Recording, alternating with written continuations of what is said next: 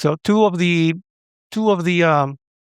uh, branches that I've mentioned when talking to my friend is like potential reduce growth on the expectation. I mean, there's really typically not is they're not inflation adjusted, right? And also Yeah.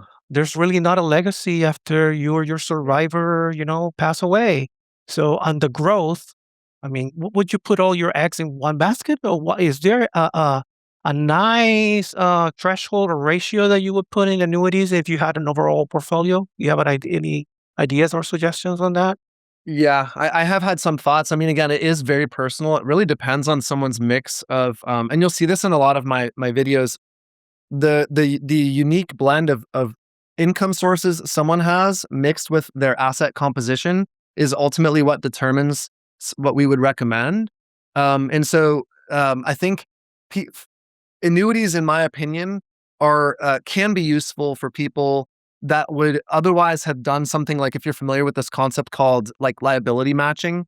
So basically, it's typically for higher wealth individuals where they might have put a certain amount of wealth that is directly responsible for sources of income for a predetermined period of time that they don't want to experience any volatility with, Mm, because they want absolute certainty they can achieve certainty. it. But the trade-off there is they have enough wealth that making that trade doesn't hinder any of their other goals around flexibility for spending, access to liquidity for things like long-term care or future large expenses, or legacy goals. Does that make sense? That's Yes. like, in my experience, the most appropriate section, and it typically is for people with more wealth. The irony is that people with more wealth tend to be more comfortable with less certainty because they have like margin of error, if that makes sense. The the, Resources. the Yes. typical market for annuities are actually the lower wealth market, which, and I don't mean that in a judgmental way. I just think when we have less money, we tend to want more certainty.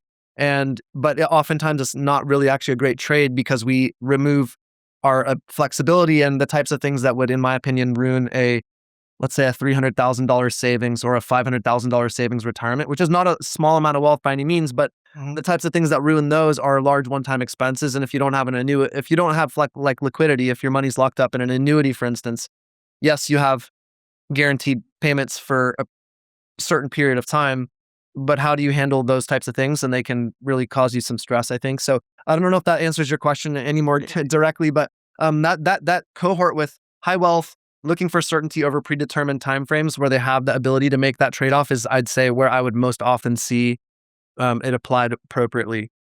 And in regards to the ratio of how much you should put in that That's bucket, tough. if Yeah, I think, I'm sorry to cut you off. I didn't mean to, but I think it's just, I think that's personal. It's yeah, about okay. how much income you want to see as a predictable guaranteed source. Yes. It's about longevity expectations or maybe other asset sources, and kind of like how you think about that mix. I'd say it's more of like a jigsaw puzzle Mm. than like a checkers game. Like, it's not linear. Um I don't think I have a good off the cuff answer. I wish I did. Actually, I Fair enough, part of fair it, enough. well, Appreciate it. candidly, part of this I haven't given it enough thought to say like what's the right framework. Partly because it's not frequent enough, even in my practice. If that makes sense, we work with hundreds of clients, but I still don't see the right person with the right framework with the right application where it's like we've got tens or hundreds of reps at that particular thing. So I've never built the Mhm. framework. Okay, fair enough. Thank you. Yeah. Very Appreciate it. interesting question, though. Real quick, let me show you the exact three-pillar comprehensive retirement roadmap that takes retirees from uncertainty to peace of mind that less than 1% of retirees actually have in place. Now, I built hundreds of these for retirees, and I can say with a high degree of confidence that these are the three pillars every retiree needs to have in place in order to have full confidence that they're not missing anything in their retirement plan. And I broke each of these down by the specific questions. You can see them here that each needs to be answered and the best way to answer them.